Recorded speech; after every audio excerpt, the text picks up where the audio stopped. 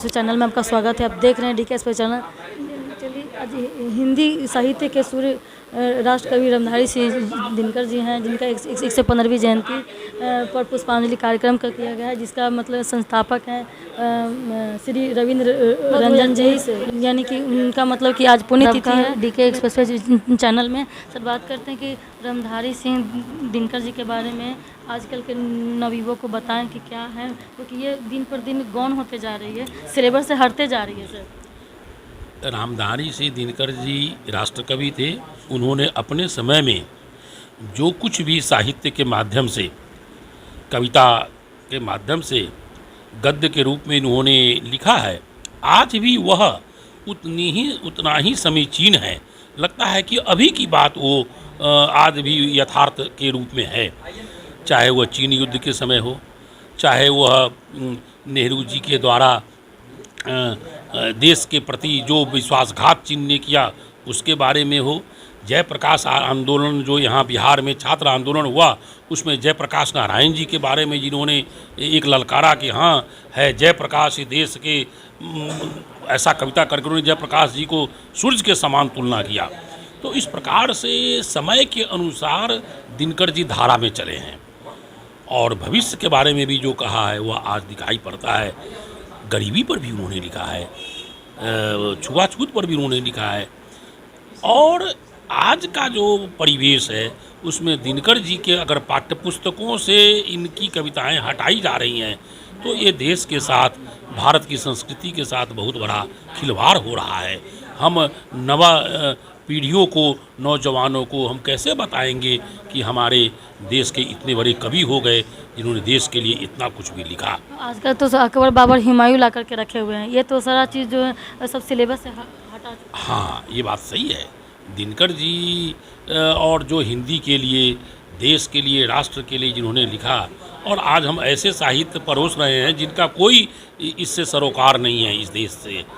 वो कुछ समय के लिए आए थे और आक्रांता बन करके आए हैं। तो निश्चित रूप से इस आज़ाद भारत में अब जो नई शिक्षा नीति जो अभी आई है, नरेंद्र मोदी जी लाए हैं, उसमें इनका पाठ्य समावेश हुआ है, ऐसा मैंने सुना है। तो ऐसे कवियों की हमको फिर से सुनने को, पढ़ने को मिलेगा। इनका कोई लिखा हुआ से कोई कविता? इनकी लिखी हुई कविता तो अनेक हैं, जिसको इन्होंने राष्ट्रीय पुरस्कार मिला, इनको पद्म भूषण पुरस्कार मिला, इनको हिंदी साहित्य सम्मान पुरस्कार मिला, इनको राज्यसभा में भेजा गया। उसके बाद भी हिंदी सलाहकार समिति के ये गृह मंत्रालय के ऑल इंडिया के मेंबर हुए, और इन्होंने एक, जब देश में द्वंद्वता चल रही थी तब उन्होंने लिखा था कि जो तटस्थ है उसका भी अपराध लिखा जाएगा। यानी कि आप देश के साथ खड़ा हुइए, आप किसी केवल तटस्थता से काम नहीं चलेगा कि ये भी अच्छे, ये भी अच्छे, देश के साथ आप न्याय कीजिए। इस प्रकार से इन्होंने देश के सोई हुई आत्मा को इन्होंने जगाने का काम किया है दिनकर जी उस समय। तो आज भी इनकी कविता निश्चित रूप से रामचरितमानस के समान आज भी एक पठन योग्य है, जिसमें आने वाला बच्चों का भविष्य से उज्जवल है। संस्कृति की 4 अध्याय में इन्होंने देश के बारे में कितना कुछ अच्छा लिखा है कि कैसे भारतीय संस्कृति थी। इन्होंने लिखा है कि इस देश में मुग़ल भी आए, तुर्क भी आए, पैठान भी आए, सब आए, लेकिन सब इस देश में रच बस गए। इसलिए भारत की संस्कृति एक जन एक संस्कृति है। और इन्होंने भारतीय संस्कृति के 4 अध्याय नेहरू जी से भूमिका लिखवाई। उसको पढ़ने के बाद लगता है कि ये तो बहुत बड़े हिंदुत्ववादी हैं हमारे दिनकर जी। इन्होंने देश के बारे में इतना बहुत अच्छा लिखा है और नेहरू जी से लिखवाया है भूमिका। इतना इनका नेहरू जी पर प्रभाव था और नेहरू जी ने इनकी कहे को मान लिया। बहुत बहुत धन्यवाद सर आपका।